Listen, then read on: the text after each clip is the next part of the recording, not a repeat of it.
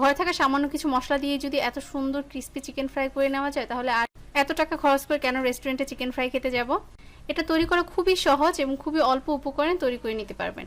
আশা করছি আমার আজকের রেসিপিটা আপনাদের ভালো লাগবে। রেসিপিটি শুরু করে নেওয়ার জন্য প্রথমে একটা মিক্সিং বোল নিয়ে নিয়েছি। আদা দিয়েছি 1 টেবিল চামচ পরিমাণ সয়া সস, দিয়েছি 1.5 টেবিল চামচ পরিমাণ আদা রসুন বাটা, 1 চামচ পরিমাণ মরিচের গুঁড়া, আর দিয়েছি 1 চামচ পরিমাণ জিরা এবং গরম মশলার বাটা, দিয়েছি পরিমাণ মতো লবণ, আর দিয়েছি 1 প্যাকেট ম্যাগি মশলা। এবার সব কিছু একত্রে ভালোভাবে হাতের সাহায্যে মিশিয়ে নিয়েছি। এরপর এক এক করে দিয়ে দিচ্ছি আগে থেকে কেটে ধুয়ে রাখা চিকেন। আর আমি চিকেনগুলো রেগুলার কাট করে কেটে নিয়েছি, কারণ এগুলো কোট করে নেওয়ার পর অনেক বেশি বড় দেখাবে। সব কিছু একত্রে মিশিয়ে নেওয়া হয়ে গেলে চিকেনগুলো ম্যারিনেট হতে রেখে দিয়ে আমি চিকেনটা কোট করে নেওয়ার জন্য একটা মিশ্রণ তৈরি করব। এর জন্য নিয়েছি 1 কাপ পরিমাণ আটা, আপনারা এখানে ময়দাও নিতে পারেন। আর নিয়ে নিচ্ছি 1/4 কাপ পরিমাণ কর্নফ্লাওয়ার। আর অবশ্যই কর্নফ্লাওয়ারটা দেওয়ার চেষ্টা করবেন, এতে করে এটা অনেক বেশি ক্রিস্পি হয়। দিয়েছি পরিমাণ মতো লবণ, আর দিয়েছি 1 চামচ মরিচের গুঁড়ো, আর দিয়েছি 1 প্যাকেট ম্যাগি মশলা। এবার সব কিছু একত্রে খুব ভালোভাবে মিশিয়ে নিয়েছি। মিশিয়ে নেওয়া হয়ে গেছে আর এই পর্যায়ে চিকেনটাও ম্যারিনেট হয়ে গেছে।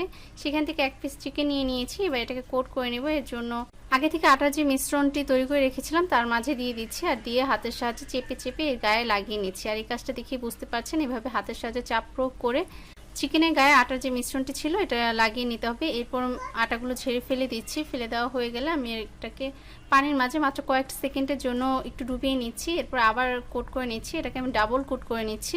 আপনারা যদি এই লেয়ারটা আরও বেশি মোটা করতে চান তাহলে 3বার কোট করে নিতে পারেন, কিংবা তারও বেশি কোট করে নিতে পারেন, এতে অনেক বেশি মোটা হবে।